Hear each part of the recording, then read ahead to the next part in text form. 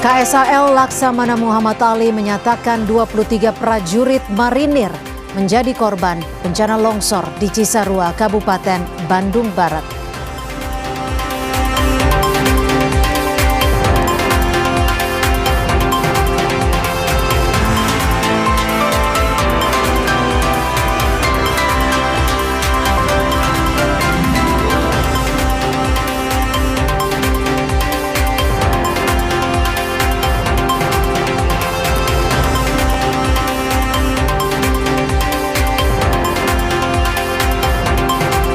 Pencarian dan evakuasi korban longsor di Kabupaten Bandung Barat, Jawa Barat terus dilakukan. Hingga Senin siang, 4 kantung jenazah atau body pack korban dievakuasi dari lokasi longsor.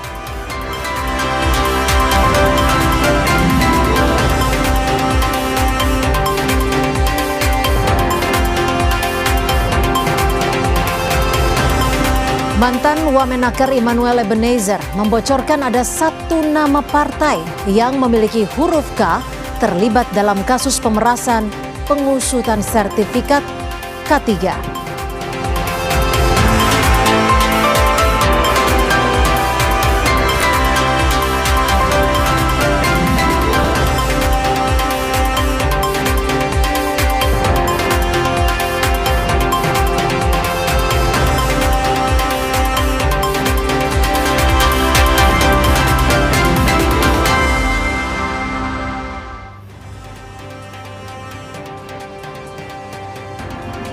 Halo, selamat sore saudara. Anda menyaksikan program Berita Kompas Petang bersama saya Harjuno Pramudito.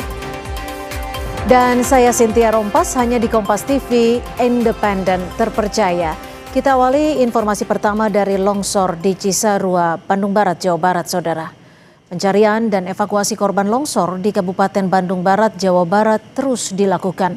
Hingga Senin siang, 4 kantong jenazah atau body pack korban dievakuasi dari lokasi longsor.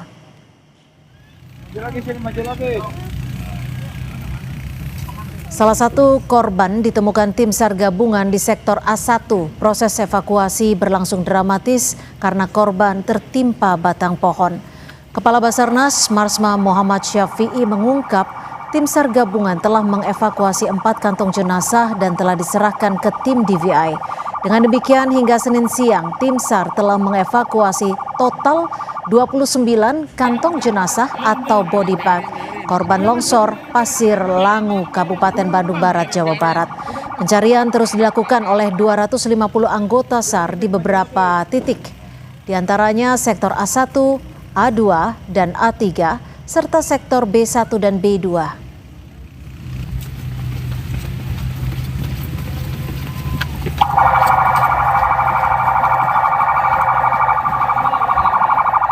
Kita evakuasi hari ini ada 4 body pack dan itu sudah kita serah terimakan, sehingga total dari pertama kali kita melaksanakan operasi korban yang kita serahkan dalam bentuk body pack totalnya ada 29 body pack.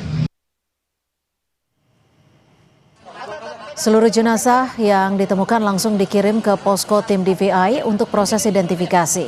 Posko tim DVI bekerja sama dengan Dinas Kesehatan setempat.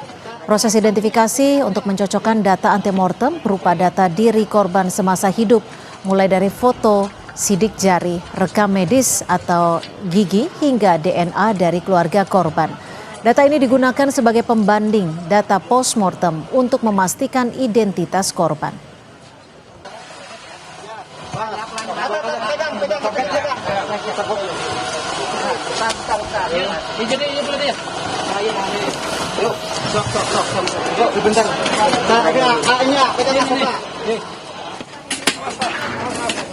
Tim DVI Polda Jawa Barat menerima kantung jenazah korban longsor di Kecamatan Cisarua, Kabupaten Bandung Barat, Jawa Barat.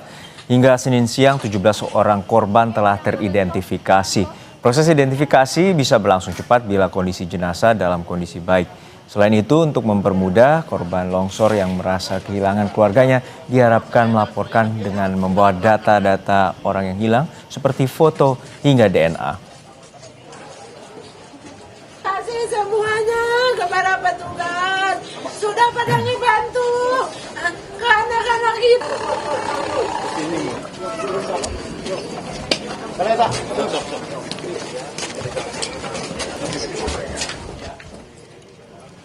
Kepala Staf TNI Angkatan Laut Laksamana Muhammad Ali menyampaikan terdapat 23 prajurit marinir menjadi korban bencana longsor di Kabupaten Bandung Barat, Jawa Barat.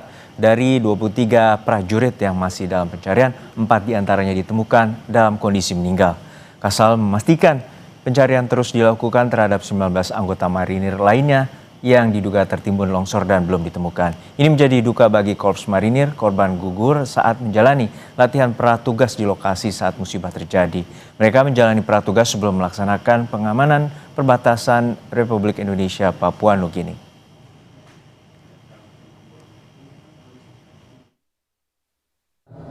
Memang terdapat 23 anggota marinir yang tertimbun longsor. Saat ini sudah diketemukan baru 4 personil dalam kondisi meninggal dunia dan yang lainnya belum ditemukan. Masih diadakan upaya pencarian terus. Memang mereka sedang melaksanakan latihan pratugas untuk dikirim ke melaksanakan PAM perbatasan RI PNG.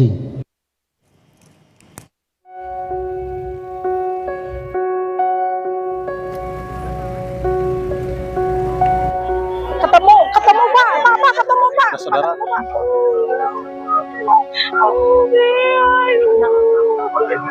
Iya, keluarga saya.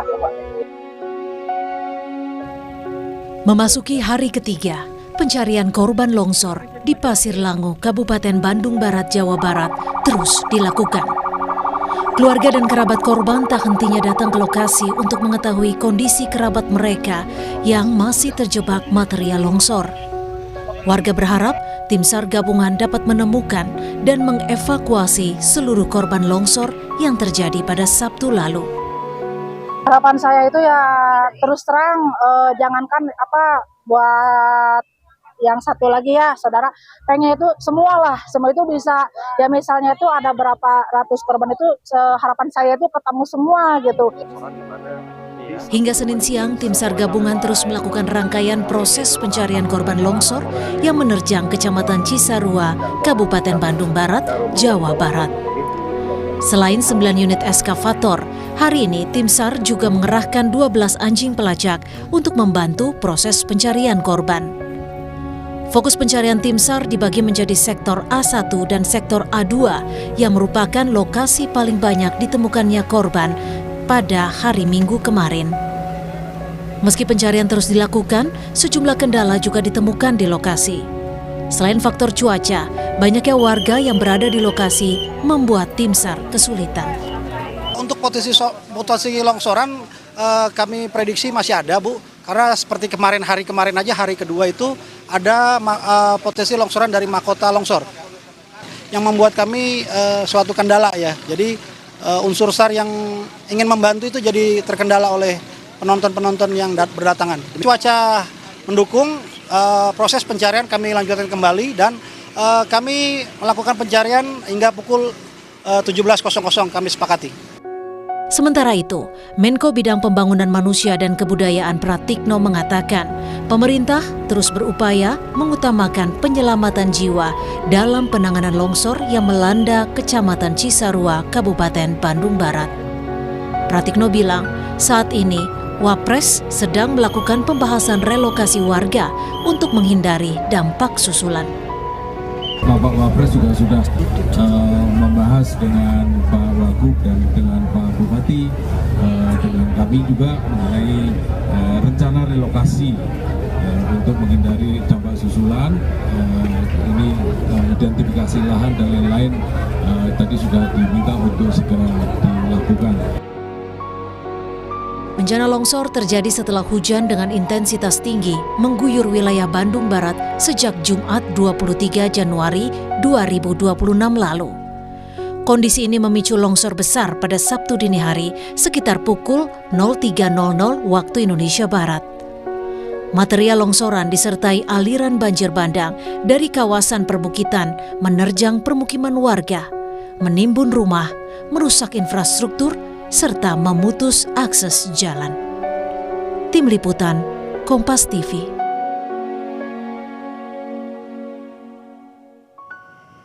Pencarian korban longsor di Cisarua, Bandung Barat kembali dilakukan tim SAR gabungan. Selengkapnya soal pencarian korban longsor, kita bergabung dengan Kepala Kantor SAR Bandung. Sudah ada Ade Dian Permana. Selamat petang, Pak Kakansar.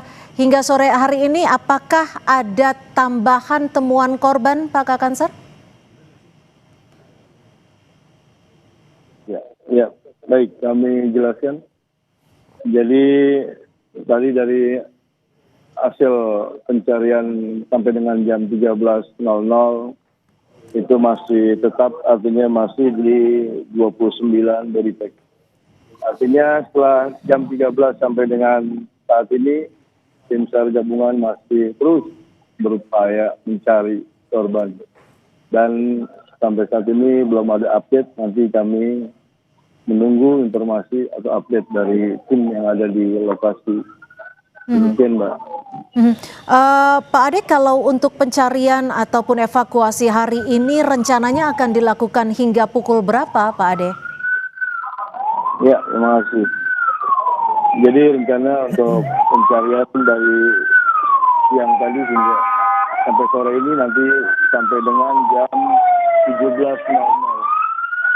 Melihat situasi kondisi di lapangan, demikian.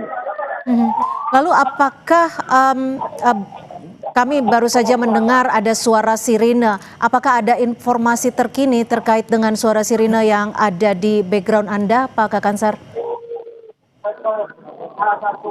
Ya, artinya sirine yang barusan kita dengar bersama bahwa itu ambulan yang membawa jenazah atau korban yang sampai saat ini masih dikonfirmasi atau digali informasinya terkait penemuan jenazah yang langsung oleh tim SAR gabungan dibawa ke tim DPI Polda Jabar yang ada di Puskesmas.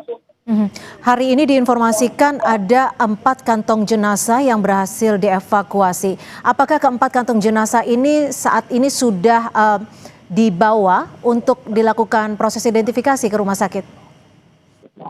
Ya, benar.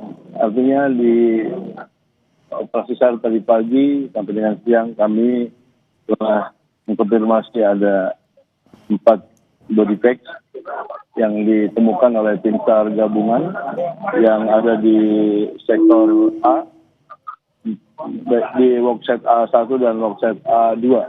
Jadi jumlah 4 body pack sudah kami serahkan ke tim DPI Polri untuk proses identifikasi. Demikian, Mbak Cynthia. Pak Kakansar, terkait dengan proses evakuasi, apa saja yang saat ini diterjunkan? Berapa alat berat, berapa anjing pelacak, dan apakah ada alat lainnya yang turut diterjunkan untuk membantu proses evakuasi? Ya, terima kasih, Mbak. Jadi artinya di kegiatan pencarian hari ini kami menerjunkan banyak personil, lebih dari 2.000 personil yang terdaftar di posko Basarnas. Kemudian alut yang kami gerakkan untuk pencarian di hari ini, alat berat sampai dengan 9 alat berat, yang saat ini pun kami siapkan ada 3 alat berat yang akan diturunkan untuk masuk di dalam sektor-sektor yang sudah ditentukan. Kemudian juga ada dari menurunkan anjing pelacak dan juga alut udara juga tadi siang telah melakukan pencarian melalui via udara atau pemantauan dari via udara, baik itu pesawat rotary, fixed wing dan drone, UAV drone. Seperti itu, Mbak. Untuk penemuan korban hari ini apakah ditemukan di lokasi yang sama seperti yang ditemukan pada hari Minggu kemarin, yakni di lokasi A1 dan A2? Ya, benar sekali. Artinya memang kami tim SAR gabungan berfokus kepada sektor tersebut karena memang informasi awal yang diberikan oleh warga atau kepala desa kepada kami tim SAR gabungan bahwa banyaknya warga atau pemukiman warga di area sektor A tersebut. Seperti itu. Makanya untuk pencarian kami fokuskan kepada sektor tersebut. Di sektor A1 dan A2, kami juga ingin kembali mengkonfirmasi terkait dengan adanya korban yang berasal dari Marinir TNI Angkatan Laut. Hingga sore hari ini sudah ada berapa korban dari TNI AL yang berhasil dievakuasi, Pak Kakansar? Ya, baik, Mbak. Jadi untuk kami, Basarnas dalam hal ini sebagai leading sector di lapangan terhadap tim SAR gabungan dalam proses pencarian korban untuk identifikasi kami tidak memiliki kewenangan, artinya kami mencari, menemukan, kemudian kami serahkan kepada tim DPI dari Polda Jabar untuk melakukan proses. Jadi nanti dari teman-teman tim DPI yang akan merilis proses identifikasinya. Demikian, Mbak. Apakah juga ada informasi terkait titik lokasi selain A1 dan juga A2 yang paling banyak ditemukan korban? Ya, jadi setelah kami melakukan asesmen, artinya sebelum kami melaksanakan proses pencarian, kami melakukan asesmen via udara menggunakan UAV drone yang dimiliki oleh Basarnas. Jadi lokasi dari mahkota sampai dengan ke lidah longsoran, artinya sampai ke titik longsoran, kami memapping, memetakan sektor-sektor mana saja yang diduga atas laporan dari masyarakat bahwa di sini terdapat warga terdampak. Itulah yang menjadi fokus kami di dalam proses pencarian. Jadi ada penambahan sektor dari sektor A, sektor B, terus sampai ke sektor C. Seperti itu, Mbak. Baik, terima kasih Kakansar Bandung, Ade Dian Permana sudah memberikan informasi di Kompas Petang. Selamat bertugas kembali Pak Kakansar dan jaga keselamatan Anda dan teman-teman. Terima kasih. Siap, terima kasih Mbak Cynthia. Selamat sore. Usai jeda, saudara, 3 orang meninggal dalam kecelakaan beruntun di Tol Cisumdawu, Sumedang, Jawa Barat.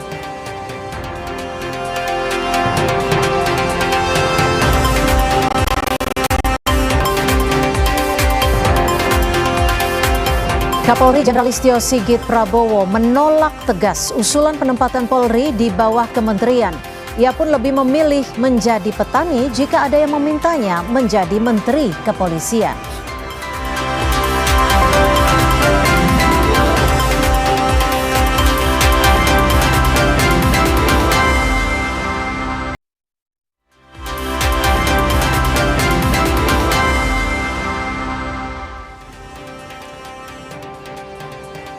Saudara, 3 orang meninggal dunia dalam kecelakaan beruntun di Tol Cisumdawu, Sumedang, Jawa Barat.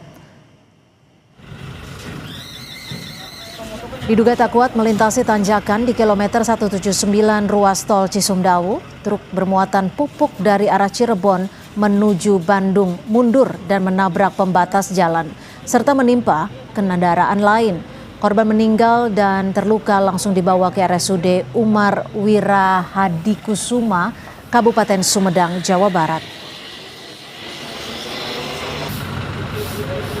Bermuatan pupuk yang melaju dari arah Sumedang menuju arah Bandung. Juga pada saat di Tol Cisumdawu agak nanjak, mobil tidak kuat sehingga mobil besar tersebut mundur ke arah kanan. Ringan, 3 meninggal. Dan saudara, Wamenkyu Thomas Jiwandono menjalankan uji kelayakan dan kepatutan Deputi Gubernur BI di Komisi 11 DPR RI. Dan ini merupakan proses yang telah berjalan dari pukul 16 tepat tadi dan diperkirakan akan berlangsung sekitar 1 jam di Komisi 11 DPR. Tumbuh selaras dan dengan itu pertumbuhan yang berkelanjutan dan inklusif bisa tercapai. Lanjut. Di sini saya ingin menjelaskan sedikit mengenai sinergi kebijakan fiskal moneter dan sektor keuangan maupun strategi mewujudkan negara maju secara jangka menengah dan panjang. Ada 3 hal yang saya anggap penting untuk mewujudkan negara maju itu, yaitu pertumbuhan ekonomi tentunya, tapi juga harus ditopang oleh pemerataan oleh pembangunan tersebut dan stabilitas nasional. Kalau kita melihat di level sinergi kebijakan, pertumbuhan ekonomi akan tercipta apabila likuiditas diciptakan untuk aktivitas ekonomi. Pun demikian adalah perlunya pendorongan untuk tingkat suku bunga yang lebih kompetitif dan dorongan supaya lembaga keuangan mendukung ekspansi dunia usaha dan UMKM. Pemerataan di sini adalah kunci dari peran utama atau optimalisasi APBN dan mungkin bisa turun sedikit. Stabilitas nasional di sini yang saya maksud adalah sinergi antara Bank Indonesia dan pemerintah, yaitu pengendalian inflasi untuk menjaga daya beli masyarakat melalui stabilisasi harga pangan dan melalui penguatan koordinasi pemerintah pusat dan daerah. Lanjut. Sekali lagi saya tekankan bahwa sinergisitas tersebut tidak mengurangi independensi masing-masing lembaga. Ini kritikal, ini sesuatu yang menurut saya penting dilanjutkan dan sudah istilahnya fondasinya sudah ada dengan undang-undang dan perundang-perundangan yang sudah berlaku. Di sini saya catat bahwa BI sebagai otoritas moneter mempunyai beberapa tugas, yaitu pengelolaan sistem pembayaran, otoritas makroprudensial, lender of the last resort, dan di Undang-Undang P2SK terakhir adalah mendukung pertumbuhan ekonomi berkelanjutan. Otoritas fiskal di sini tentunya Kemenq adalah pengelola keuangan negara, memberikan kebijakan umum sektor keuangan dan dukungan modal dan pinjaman seperti di LPS dan sebagainya. Sinergi fiskal moneter, Ibu dan Bapak sekalian, saya rasa diperlukan, dan di sini ada istilah burden sharing, ya. Saya mungkin mau membedakan sinergi fiskal moneter dengan apa yang sudah dilakukan sebelum-sebelumnya, yaitu burden sharing di masa pandemi. Saat ini hal yang saya ingin cetuskan adalah sinergi fiskal moneter khususnya untuk di level likuiditas dan suku bunga. Di sini saya rasa hal tersebut bukan sedikit, cuman fundamentally berbeda dengan apa yang dilakukan secara pandemi. Saat ini kita sedang menuju ke pertumbuhan yang lebih tinggi, dan disitulah, disitulah pentingnya suatu sinergi fiskal moneter yang sedikit berbeda dari zaman-zaman pandemi dulu. Saya akan kaitkan ini dengan detailing nanti, di presentasi nanti.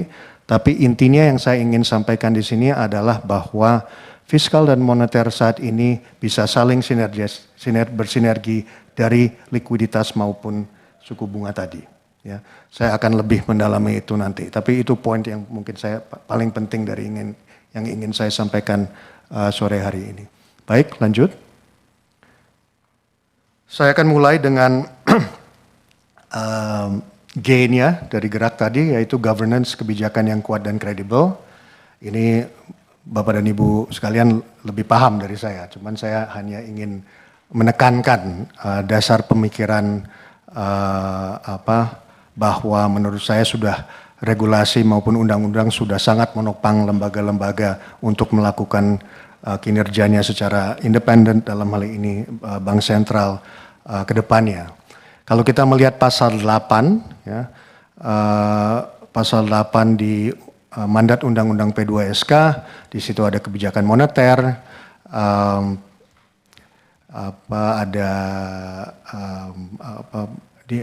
di bawahnya lagi ada, mungkin bisa turun lagi, ada kebijakan sistem pembayaran dan kebijakan makroprudensial. Saya ingin meng-highlight di pasal 10 ayat kedua, di mana BI mengelola likuiditas. Di pasal 11-nya pengelolaan likuiditas selain untuk kebijakan moneter juga untuk mendukung pertumbuhan ekonomi. Kalau kita rohnya nih pasti kan di pasal 7, yaitu tujuan Bank Indonesia selain stabilitas nilai rupiah, selain memelihara stabilitas sistem pembayaran dan turut menjaga stabilitas sistem keuangan, semuanya itu dalam rangka mendukung pertumbuhan ekonomi yang berkelanjutan. Artinya, BI dapat melakukan komunikasi maupun koordinasi kebijakan. Ini adalah... Itu tadi pemaparan di mana sesi 60 menit yang diberikan kepada Wamenkyu Thomas Jiwandono yang tengah menjalani fit and proper test sebagai calon deputi gubernur Bank Indonesia. Dan sebelumnya juga hasil pemaparan menekankan bahwa fiskal dan moneter dapat bersinergi dan ini menjadi salah satu atau 3 calon yang akan nantinya ditentukan oleh Komisi 11 DPR untuk mengganti dari Juda Agung yang telah mengundurkan diri pada 13 Januari lalu. Ya, kita ke informasi lainnya, Saudara. Komisi Pemberantasan Korupsi KPK kembali memeriksa Fuad Hasan Masyur, pemilik perusahaan travel haji dan umroh Maktur sebagai saksi dalam kasus dugaan korupsi kuota haji tahun 2023-2024. Fuad Hasan tiba di gedung KPK pada Senin pagi untuk memenuhi pemeriksaan KPK sebagai saksi. Fuad Hasan Masyur yang juga mertua dari mantan Menpora Dito Aryo Tejo memenuhi panggilan penyidik KPK untuk dimintai keterangan seputar alur dan pengaturan kuota haji tambahan. Jubir KPK Budi Prasetyo bilang pemeriksaan ini untuk membantu proses penyidikan perkara dugaan korupsi kuota haji tahun 2023-2024.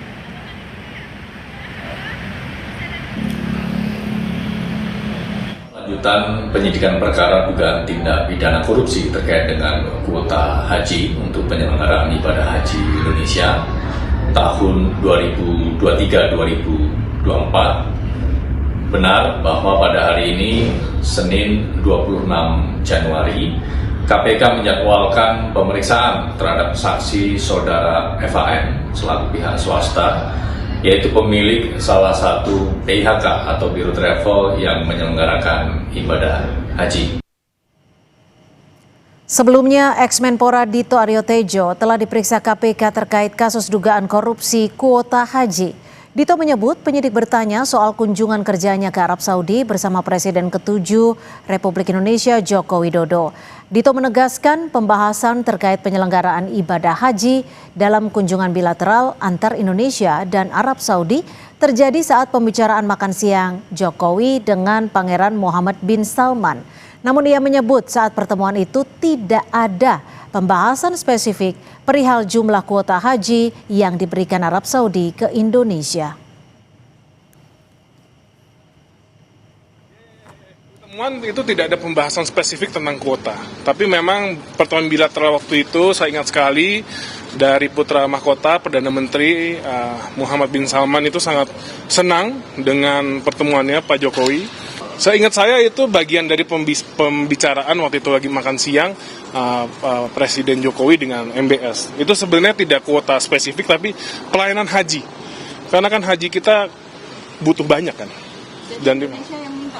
Iya, itu bagian. Dan tidak hanya minta haji, sebelumnya ada IKN dan investasi juga. Usai jeda, Saudara, sejumlah gitaris tanah air menggalang donasi untuk pemulihan bencana Sumatera melalui konser amal gitaris untuk negeri.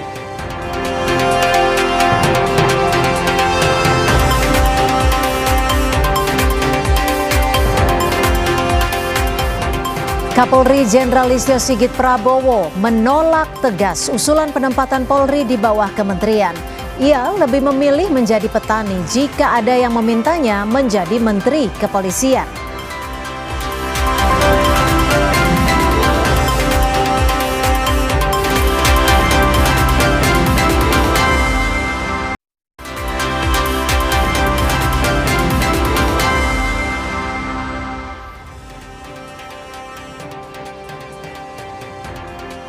Kembali di Kompas Petang, Saudara. Puluhan siswa sekolah darurat di Aceh Tamiang antusias mengikuti pembelajaran. Saat ini sekolah darurat masih membutuhkan papan tulis untuk mengoptimalkan proses belajar mengajar. Pasca bencana longsor yang terjadi pada November 2025 lalu, sejumlah siswa kini menikmati proses belajar mengajar di sekolah darurat Aceh Tamiang. Sekolah darurat ini menjadi tempat sementara bagi siswa dan guru Madrasah Ibtidaiyah Negeri untuk melakukan kegiatan belajar mengajar pasca bencana di Aceh Tamiang. Di tengah keterbatasan, anak-anak tampak antusias mendengar dan memperhatikan materi pembelajaran yang disampaikan guru. Hari ini pembelajaran sesuai dengan tingkatan kelas dilakukan.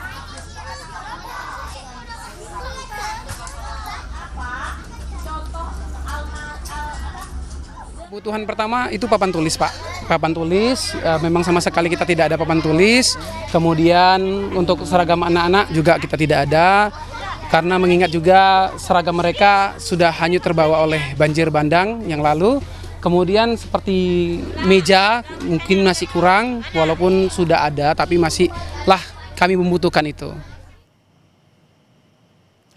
2 bulan pasca banjir bandang dan longsor, Desa Pantai Long, Kecamatan Pesangan, Kabupaten Biren, Aceh, hingga saat ini masih luluh lantak. Sepertiga kawasan permukiman lenyap dan 25 rumah warga hilang tergerus derasnya arus yang berubah menjadi aliran sungai. Saat ini 1.398 jiwa belum mendapatkan hunian sementara atau tempat pengungsian yang layak.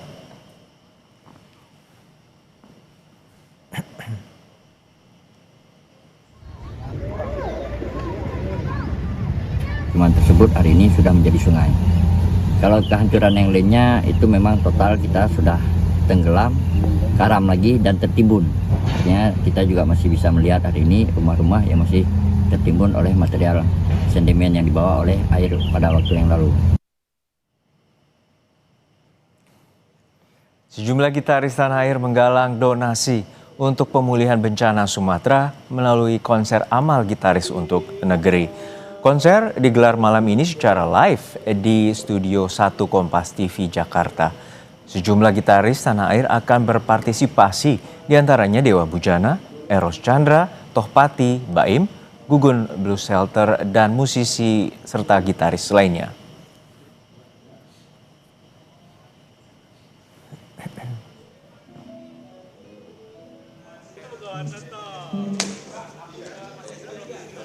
Mas Ezra paling ujung sini, Mas. Mas Ezra. Lalu bagaimana perkembangan persiapan konser amal gitaris untuk negeri? Kita bergabung dengan jurnalis Kompas TV Zefanya Situmeang dan juru kamera Roy Ilma di Studio 1 Kompas TV. Zefanya, untuk saat ini seperti apa saja persiapan, terutama ada sejumlah gitaris ternama tanah air yang akan melakukan konser amal dan bantuan bagi korban bencana Aceh dan Sumatera.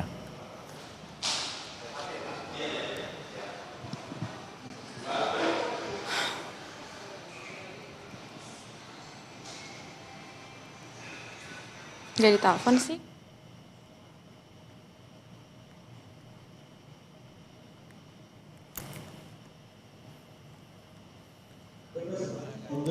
Ya, dan saudara, saksikan konser amal gitaris untuk negeri donasi untuk pemulihan Sumatera tayang di Kompas TV malam nanti secara langsung pukul 20.30 waktu Indonesia Barat. Donasi disalurkan melalui QR Code yang muncul di tayangan Kompas TV, termasuk selama konser yang disiarkan secara langsung pukul 8:30 malam nanti. Kami akan menghubungi kembali rekan kami Zefanya Situmeang dan juru kamera Roy Ilman. Roy, untuk saat ini dan Zefanya, untuk saat ini bagaimana persiapan terutama gitaris yang saat ini tengah melakukan soundcheck di Studio 1 Kompas TV? Ya Juno, persiapan ini masih berlangsung begitu ya untuk bagaimana nanti konser Amal Gitaris untuk Negeri nanti akan dimulai pukul 8:30 malam di channel Kompas TV tentunya yang bisa dinikmati oleh publik.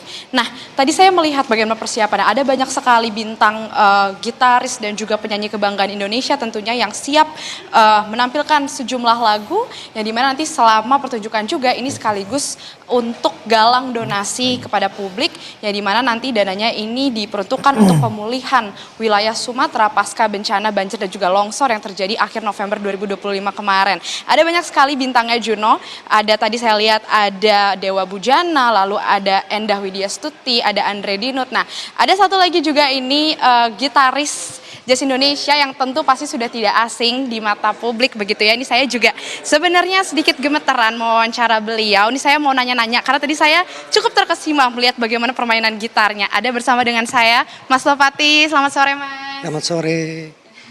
Ya Mas Topati, tadi kan saya lihat ada cukup banyak lagu ini ya tadi yang sudah dipersiapkan begitu. Ini kalau boleh tahu persiapannya bagaimana sih Mas untuk konser Amal Gitaris untuk Negeri?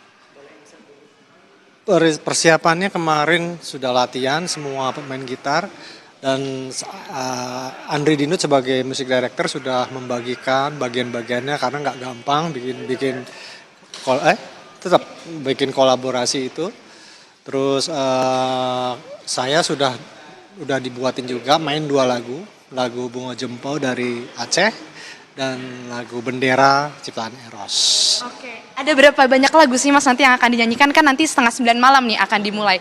Dan lagu-lagu apa saja, lagu daerah kah atau nanti ada lagu-lagu pop music biasa juga yang akan dibawakan? Iya, tadi saya dengar kemarin belum dengar semua sih, ada lagunya Glenn Fredly juga, ada lagunya Laskar Pelangi, Niji, terus ada lagu popnya, ada lagu daerah. Pokoknya durasinya sekitar 1 jam lebih lah ya, sekitar jam. Itu kalau boleh tahu persiapannya apakah baru sore hari ini aja Mas atau mungkin dari sebelum-sebelumnya udah latihan nih sama sejumlah penyanyi-penyanyi Indonesia? Sudah latihan kemarin. Latihan kalau nggak salah 2 hari ya. Terus sebelumnya sudah dikasih materi-materinya, jadi latihannya cukup efisien. Apa sih yang Mas Topati harapkan dari konser Amal yang akan berlangsung nanti malam ini yang diperuntukkan juga untuk korban bencana Sumatera? Harapannya dari konser nanti malam ini apa? Yang jelas kan bisa sangat berguna buat para korban.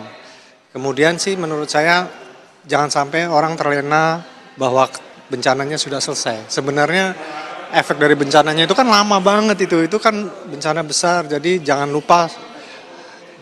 lupa semua teman-teman tetap berdonasi selagi bisa, berapapun tetap donasi, jangan lupa. Oke, siap. Mas, sebentar dong saya mau nanya, ini saya tuh dari tadi sangat menarik perhatian saya, ini ada gitar-gitar di belakang saya, ini ada salah satunya tanda tangan Mas Topati juga. Ini kapan Mas kalau boleh tahu di tanda tangan dan ketiga gitar ini gitar dari mana sih Mas kalau boleh tahu ini bagaimana? Wah ini ya saya sih suruh tanda tangan aja sama Endah. Kayaknya ini dari dikasih dari ini deh. Ada yang support kita dari toko musik gitar ini. Ya kemarin waktu latihan kita semua tanda tangan di situ. Oke, berarti ini dari kemarin malam proses tanda tangan semua dan gitarnya dari toko musik gitu di. Ya betul. Harapannya bisa tembus berapa banyak ini dana yang bisa disalurkan untuk pemulihan wilayah Sumatera? Sebanyak-banyaknya, insya Allah, semoga bismillah. Oke. Ada yang mau disampaikan mungkin dari Mas Topati untuk para warga atau korban yang ada di wilayah Sumatera yang saat ini masih terus berjuang untuk mendapatkan bagaimana perhatian dari publik? Ya yang semoga korban diberi ketabahan ya, karena sungguh luar biasa kemarin bencananya, diberi ketabahan, diberi kesabaran, semoga semuanya bisa cepat terselesaikan dan semoga masyarakat Indonesia jangan lupa terus memantau kejadian itu dan terus berdonasi. Terima kasih banyak Mas Topati, semoga lancar nanti konser Amal gitaris untuk negerinya. Terima kasih Mas. Demikian tadi Juno dan juga saudara sudah disampaikan bagaimana ini masyarakat masih terus memberikan bentuk kepeduliannya kepada korban wilayah Sumatera. Tadi disampaikan oleh Topati, gitaris Jazz Indonesia, bahwa ini belum selesai begitu ya, masih banyak yang membutuhkan perhatian untuk saudara-saudara kita di Sumatera. Tentu dari donasi yang digalang malam hari ini juga yang diinisiasi oleh Kompas Gramedia, ini nanti diharapkan dananya bisa memberikan bantuan seperti kesehatan hingga pendidikan untuk saudara-saudara kita yang ada di Sumatera, sehingga kehidupan atau aktivitas di wilayah Sumatera ini dapat berlangsung normal kembali. Juno, kembali ke studio. Ya, kolaborasi penggalangan dana ini menjadi sumbangsi di mana korban penyintas bencana alam Sumatera ini masih membutuhkan bantuan dan juga rehabilitasi yang jangka panjang. Dan ini tidak hanya 18 gitaris, ada 9 penyanyi dan juga 15 pelukis yang turut menggalang dalam donasi ini. Terima kasih rekan Zevanya Sitomea. Dan saudara, usai jeda, Kapolri Jenderal Listio Sigit Prabowo menolak tegas usulan penempatan Polri di bawah kementerian. Ia pun lebih memilih menjadi petani jika ada yang memintanya menjadi Menteri Kepolisian.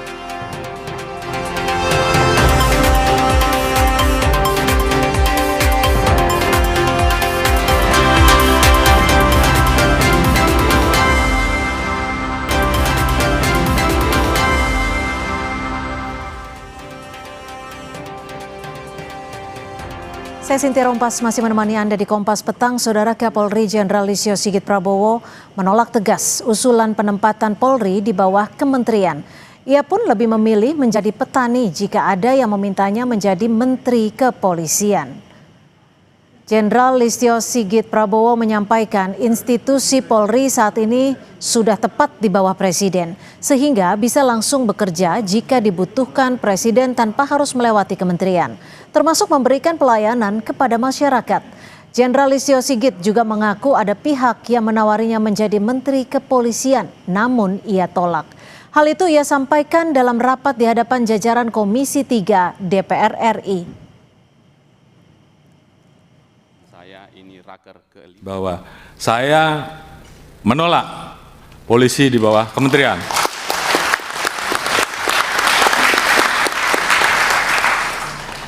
Dan kalaupun saya yang menjadi Menteri Kepolisian, saya lebih baik menjadi petani saja. Oh iya, ini menyala nih Pak Kapolri, benar. Oleh karena itu, saya anggap meletakkan Polri di bawah kementerian sama saja melemahkan institusi Polri, melemahkan negara, dan melemahkan Presiden. Oleh karena itu, apabila ada pilihan, apakah polisi tetap berada di bawah Presiden atau polisi tetap di bawah Presiden namun ada Menteri Kepolisian, Kapolri tetap memimpin, saya memilih Kapolri saja yang dicopot. Sebelumnya, saudara, mayoritas fraksi di Komisi 3 DPR menolak usulan agar Polri dikembalikan di bawah kementerian. Melalui Panitia Kerja Reformasi Kepolisian, Komisi 3 DPR telah menyepakati dan menegaskan bahwa kedudukan Polri tetap berada di bawah Presiden dan mekanisme pengangkatan serta pemberhentian Kapolri oleh Presiden dengan persetujuan DPR sudah sejalan dengan TAP MPR RI nomor 7 tahun 2000.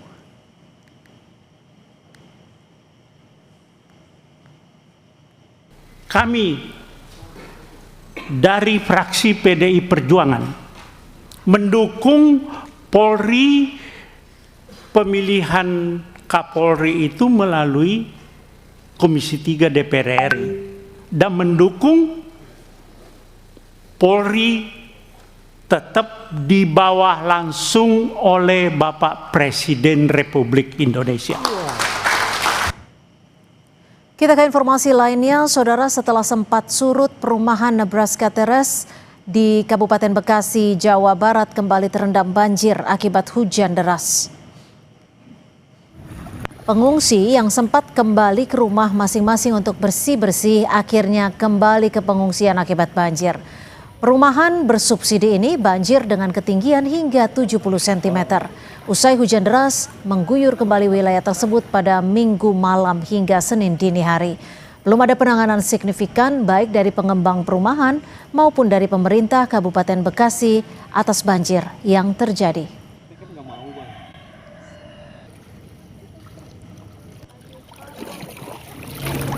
ngambil pakaian sama mau ngasih makan kucing juga, di rumah kan ada kucing. Kemarinan tuh waktu hari apa ya, hari Sabtu malam Minggu udah evakuasi, tapi sebagian masih ada di rumah. Belum dikasih makan kucingnya? Iya, sama pakaian juga udah, anak-anak juga udah lama nggak sekolah. Jadi malam hari kan hujan turun ekstrim ya, sampai subuh itu sempat di sini sempat surut, jalanan sudah kering. Nah, saat ini mulai kembali naik gitu, sekitar lutut orang dewasa gitu. Banjir di Kecamatan Periuk, Kota Tangerang, Banten hingga saat ini belum sepenuhnya surut. Sejumlah rumah dan ruas jalan masih terendam air dengan ketinggian yang bervariasi mulai dari 50 cm hingga lebih dari 2 meter. Banjir terjadi akibat hujan deras dan tanggul Danau Situbulan kan jebol. Warga terpaksa mengungsi ke lokasi pengungsian setempat demi keselamatan.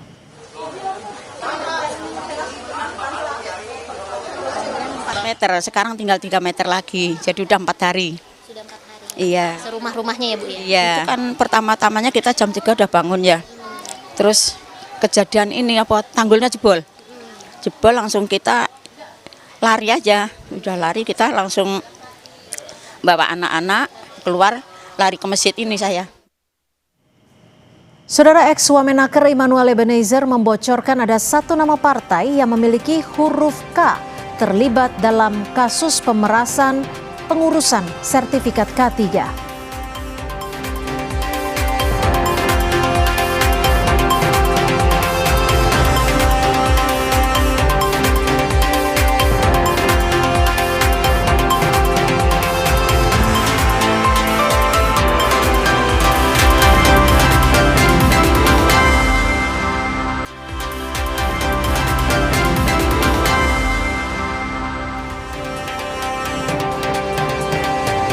Kembali di Kompas Petang, Saudara, mantan Wakil Menteri Ketenagakerjaan yang juga terdakwa dugaan pemerasan pengurusan sertifikasi K3, Immanuel Ebenezer, mengungkap ada keterlibatan partai dan ormas di kasus yang menjeratnya.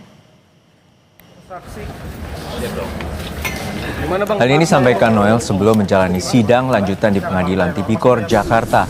Noel memberikan petunjuk dugaan partai yang diduga menerima aliran dana dalam permainan kasus pemerasan pengurusan sertifikasi K3 di Kemenaker adalah partai yang menggunakan huruf K pada nama parpolnya.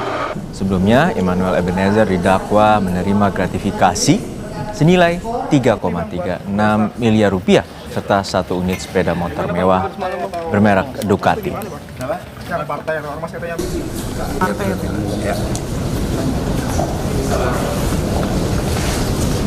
Pakai warna dulu. Tipis bang. Ormasnya dulu ya. Iya, boleh. Ormasnya yang jelas tidak berbasis agama. Oke. Kedua, partainya ada huruf K-nya. Dari dulu ya, klunya ya. PKS bang. Enggak, saya nggak mau nyebutin dulu. Ada huruf K-nya. Warnanya Mana bang? Mana boleh tahu dong. Terlibat di kasus ini atau seperti apa bang, ormas dan partainya? Alirannya, bukan terlibatnya, alirannya. Oh berarti masuk ke aliran ormas sama partai ya bang? Ya. Mantan Wakil Menteri Ketenagakerjaan Immanuel Ebenezer alias Noel hari ini menjalani persidangan terkait kasus dugaan pemerasan dan gratifikasi pengurusan sertifikasi K3 di Kemenaker. Agenda sidang adalah pemeriksaan saksi. Salah satu saksi dalam persidangan itu mengakui telah menerima jatah uang bernilai 1,8 miliar rupiah terkait kasus pemerasan K3.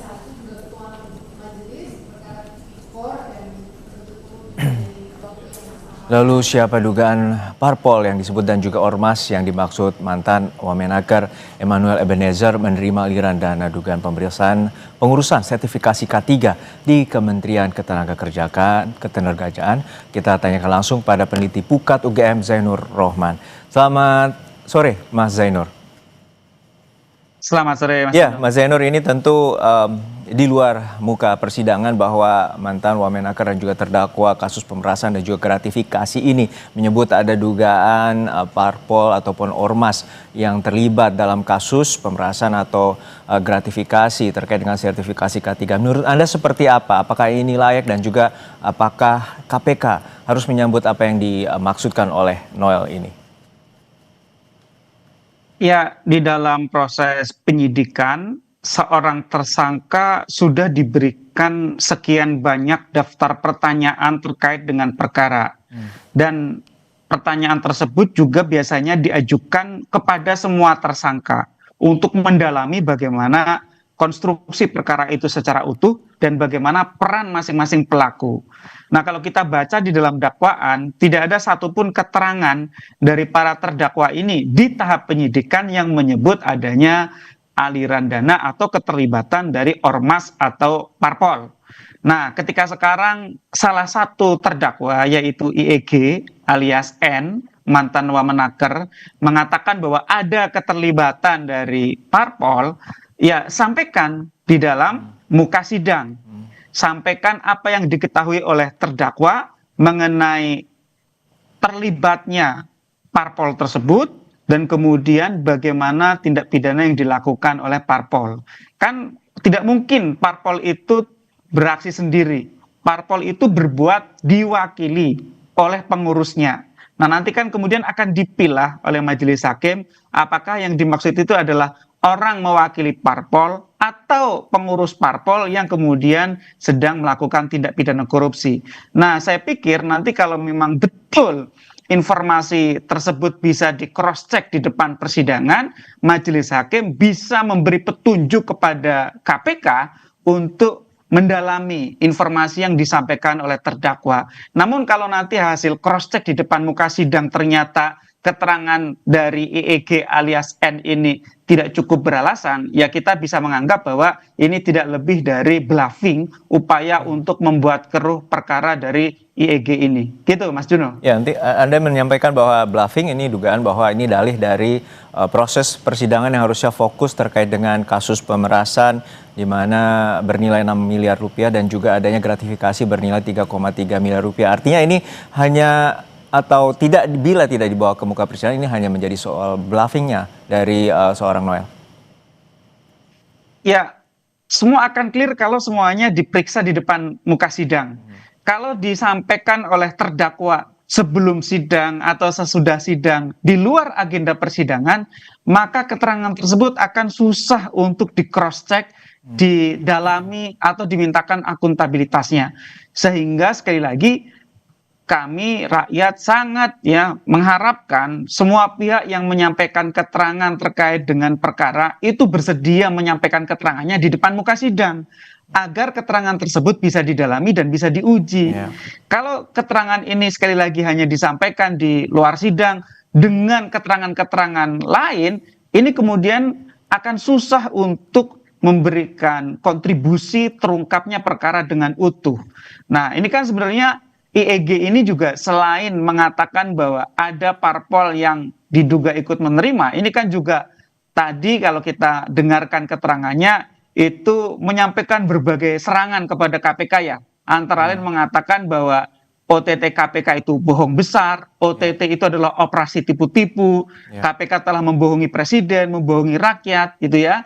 Padahal kalau kita ikuti persidangan pertama, IEG ini sudah menyampaikan pengakuan bersalah, bahwa dia memang bersalah melakukan tindak pidana korupsi. Nah, oleh karena itu publik kita ikuti saja bagaimana proses persidangan ini berlangsung dengan tetap skeptis kita ikuti dengan sabar bagaimana keterangan-keterangan yang disampaikan di luar sidang itu harusnya dibawa masuk ke dalam keterangan yang disampaikan di muka majelis hakim. Kenapa demikian?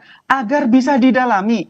Kalau sudah didalami dan itu informasinya valid, cukup kuat, majelis hakim bisa perintahkan kepada JPU KPK. Tolong KPK tindak lanjuti keterangan dari IEG ini sebagai terdakwa, apakah betul ada aliran dana ke parpol? Apakah betul ada aliran dana ke ormas? Kalau itu diperintahkan oleh majelis hakim, maka aparat penegak hukum tidak akan punya ruang untuk kemudian mengelak, tidak akan punya ruang untuk kemudian tidak menindaklanjutinya, karena bisa ditanyakan lagi nanti di persidangan berikutnya apakah perintah sebelumnya sudah ditindaklanjuti atau belum. Mas Juno? Iya, tentunya menarik bahwa sebelumnya pada 19 Januari terdakwa Noel juga menyatakan telah mengakui bersalah seperti Anda sampaikan tadi dan juga mengakui menerima uang sebesar 3,3 miliar rupiah sebagai gratifikasi. Namun untuk saat ini dalam arus aliran uang ini tentu tidak sulit untuk dibuktikan. Artinya seperti apa misalnya untuk penyidik telah melakukan penyidikan terkait dengan kasus korupsi ini, lalu seperti apa sebenarnya di muka persidangan nanti pembuktian dari pihak jaksa, terutama jaksa penuntut umum dari KPK? Ya, kan dari masing-masing terdakwa ini sudah disampaikan dakwaannya. Di dalam dakwaan sudah diuraikan perbuatan yang dituduhkan, didakwakan sebagai perbuatan pidana, beserta dengan keuntungan material berupa sejumlah uang yang dinikmati, diterima oleh masing-masing terdakwa. Nah, nanti kalau keterangan yang disampaikan oleh terdakwa, salah satu atau lebih dari seorang terdakwa, misalnya masih ada orang-orang lain di luar mereka yang ikut menerima hasil kejahatan, maka itu bisa didalami oleh aparat penegak hukum, misalnya dengan analisis transaksi keuangan. Dari rekening-rekening yang sudah disita oleh KPK sebagai rekening penampungan, bisa dilihat uang yang sudah ditampung di dalam rekening tersebut dialirkan kemana saja. Di dalam daftar transfer itu kan terlihat ya, ada nomornya, ada namanya, kemudian didalami apakah nama-nama tersebut memang benar menerima sejumlah uang. Kalau memang benar menerima sejumlah uang, peruntukannya untuk apa? Apakah untuk transaksi yang sah atau transaksi yang melawan hukum? Kita dengar KPK di akhir tahun 2025 kemarin juga sudah menambah ada 3 tersangka baru. Tetapi kan kalau ini ada tambahan informasi dari IEG alias Noel ya, bahwa ada ormas, ada parpol yang ikut menikmati tetapi belum diperiksa oleh KPK. Tetapi sekali lagi keterangan itu baru disampaikan di luar persidangan. Sehingga sekali lagi kita sangat berharap kalau memang benar terdakwa ingin mengungkap perkara ini secara utuh, sampaikan di dalam persidangan.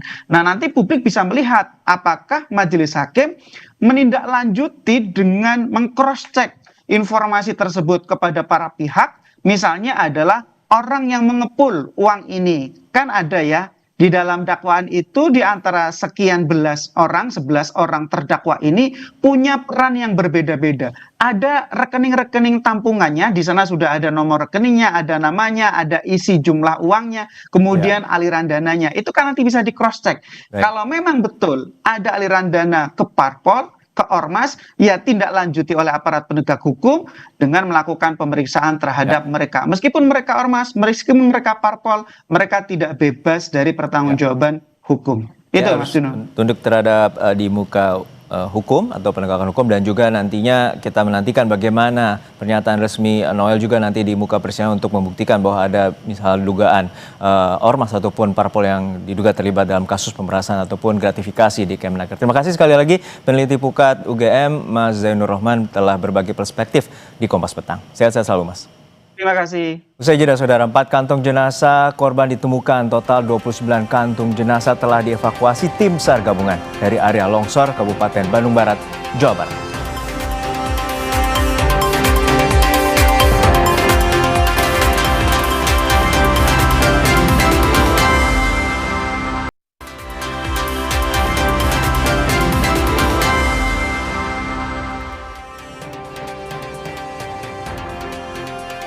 Kembali di Kompas Petang, saudara. Pencarian dan evakuasi korban longsor di Kabupaten Bandung Barat, Jawa Barat terus dilakukan. Hingga Senin siang, 4 kantung jenazah atau body pack korban yang dievakuasi dari lokasi longsor.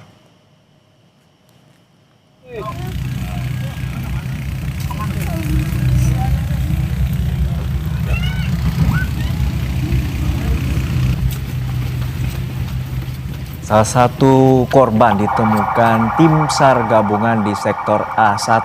Proses evakuasi berlangsung dramatis karena korban tertimpa batang pohon. Kepala Basarnas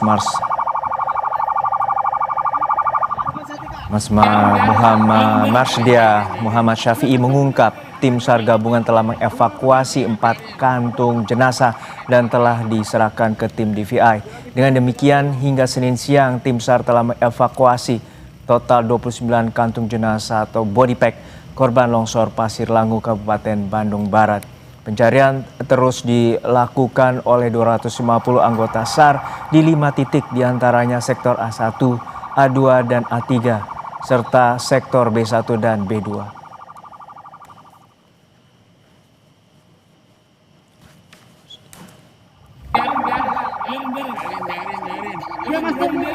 Biarin.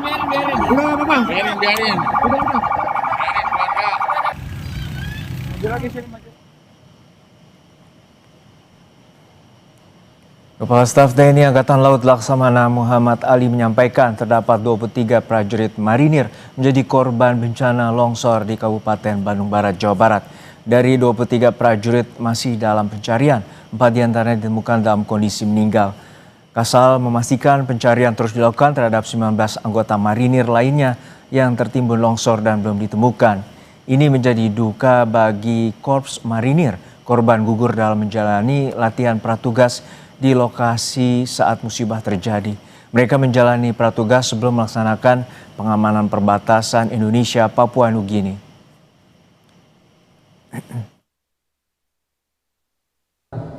Memang terdapat 23 anggota marinir yang tertimbun longsor. Saat ini sudah diketemukan baru 4 personil dalam kondisi meninggal dunia. Dan yang lainnya belum ditemukan, masih diadakan upaya pencarian terus. Memang mereka sedang melaksanakan latihan pratugas untuk dikirim ke melaksanakan PAM perbatasan RI-PNJ. Untuk mengetahui perkembangan pencarian korban longsor di Pasir Langu, Cisarua, Bandung Barat, Jawa Barat, kita bergabung dengan jurnalis Kompas TV, Mita Handayani, dan juru kamera Andri Iskandar. Mita, untuk saat ini bagaimana perkembangan pencarian korban dan juga evakuasi dan berapa total korban yang telah ditemukan serta yang masih hilang? Ya, selamat petang. Saat ini untuk proses evakuasi pencarian korban longsor di hari ketiga sudah selesai dilaksanakan. Ini untuk tadi proses pencarian sendiri sudah dimulai dari pukul 8 dan sudah selesai baru saja pukul 5 sore. Dari hasil pencarian hari ini, hari ketiga, ini ada 4 kantung jenazah yang sudah dikirimkan ke DVI untuk dilakukan identifikasi dari para korban tersebut. Jadi untuk total sampai dengan hari ketiga ini kurang lebih ada 29 kantung jenazah yang sudah dievakuasi dan dikirimkan ke DVI untuk dilakukan identifikasi. Berdasarkan data yang kami dapatkan tadi sampai dengan pukul 4 sore, kurang lebih ada dari 29 kantung jenazah yang sudah dikirimkan, ada 17 yang sudah teridentifikasi seperti itu. Jadi sisanya ini masih dalam identifikasi oleh petugas. Dan sampai dengan saat ini data hilang itu kurang lebih ada 76 yang dilaporkan masih hilang dan saat ini masih dilakukan pencarian. Esok rencananya proses pencarian kembali akan dilakukan pukul 8 pagi seperti saat ini, dan untuk prosesnya sendiri skemanya kurang lebih masih sama dengan hari ini, akan menerjunkan alat berat. Tadi ada 9 alat berat berupa eskavator yang diturunkan untuk melakukan proses pencarian. Lalu ada K9 dari tim gabungan, kurang lebih ada 12 K9 seperti itu, dan para relawan dan juga SAR. Ini untuk total petugas yang melakukan pencarian dari tim SAR, dari TNI Polri dan juga relawan, kurang lebih ada 1.000 yang diterjunkan untuk melakukan pencarian korban di Cisarua, Kabupaten Bandung Barat. Ya Mita, untuk saat ini kita mengetahui bahwa 76 orang masih hilang. Lalu bagaimana skenario pencarian untuk esok hari? Karena juga dalam saat ini kondisi cuaca masih belum bersahabat. Ya, untuk proses atau skenario pencarian korban di esok hari, di hari keempat, kurang lebih masih akan berlangsung sama seperti hari ini. Jadi kurang lebih akan ada 9 alat berat yang diterjunkan untuk membantu proses evakuasi.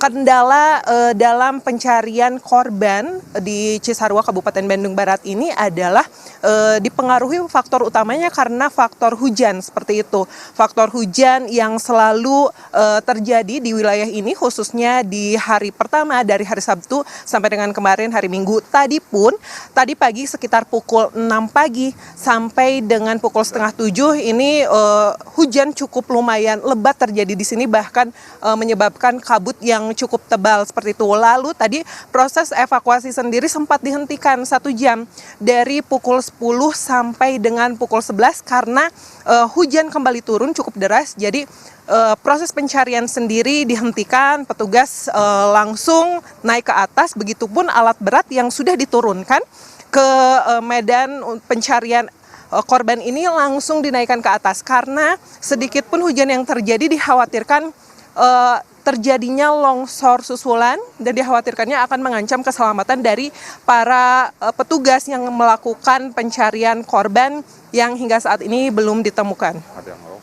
Baik, kita nantikan bagaimana terus proses evakuasi dan esok hari akan dilanjutkan. Semoga ada titik terang agar semua korban dapat ditemukan. Terima kasih atas laporan Anda, Mita Handayani dari Cisarua, Bandung Barat, Jawa Barat.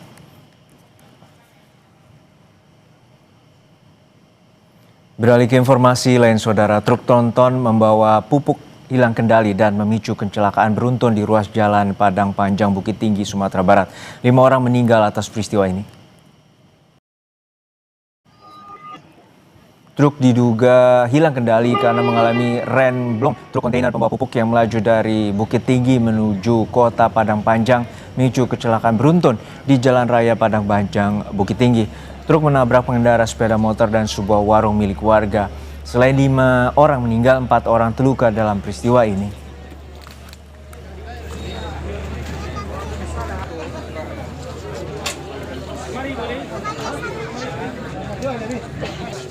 Tidak terkendali atau remnya blong dengan kecepatan tinggi menyenggol mobil box. Mobil box tersebut terguling dan mengenai salah satu pengendara motor. Usai jeda, saudara, serangan Israel mengakibatkan seorang warga Gaza tewas dan melukai setidaknya 10 orang lainnya pada hari Minggu setelah serangan baru di kota Gaza.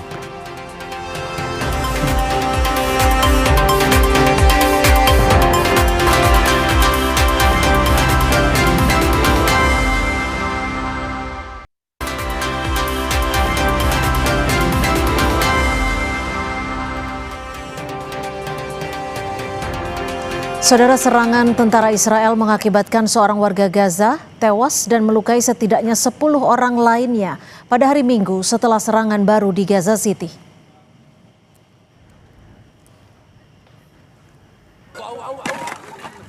Militer Israel melanjutkan serangan di berbagai wilayah di jalur Gaza termasuk di lingkungan Al-Tufah di kota Gaza yang mengakibatkan kematian dan korban luka-luka. Serangan ini terjadi di tengah gencatan senjata yang rapuh.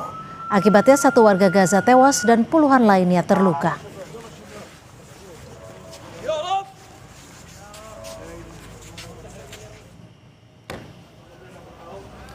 Dalam 24 jam terakhir, rumah sakit di Gaza menerima 3 jenazah lagi selain 18 korban luka baru.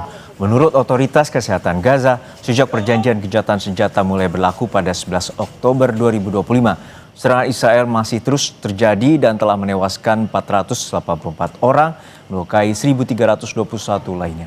Korban tewas di Gaza yang dilanda perang telah meningkat menjadi 71.000 lebih jiwa sejak konflik antara Hamas dan Israel yang meletus pada 7 Oktober 2023 silam dengan jumlah korban luka mencapai 171.000 orang.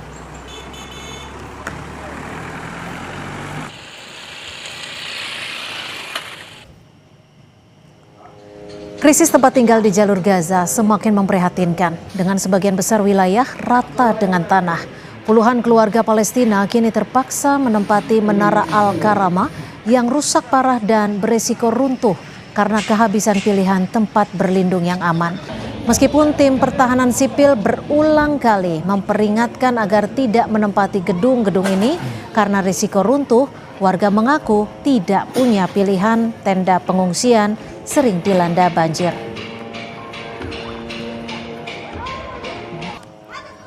وأجبرتنا أن نسكن على إسياخ، نسكن على عمدان مش موجودة. يعني الآن إحنا قاعدين في بيوتنا وخايفين، أطفالنا أولادنا. أنا بحلم بالليل أولادي راحوا، أنا رحت، عرفت، أحلم إنه عمود نازل علي، حيطة نازلة عمرة على بنتي على ابني. هاي الحياة، رعب برعب، ولما يطلع النهار بنقول الحمد لله إنه إحنا زي ما إحنا نتنفس. Presiden Mesir kembali menegaskan sikap tegas negaranya yang menolak segala upaya Israel untuk memindahkan atau merelokasi paksa warga Palestina keluar dari jalur Gaza. Penolakan disampaikan di tengah kekhawatiran internasional mengenai potensi krisis kemanusiaan yang semakin memburuk di wilayah kantong padat penduduk. Presiden Mesir menekankan bahwa solusi untuk konflik yang sedang berlangsung harus tetap berada dalam kerangka solusi dua negara dan menghormati kedaulatan serta hak warga Palestina di tanah mereka sendiri.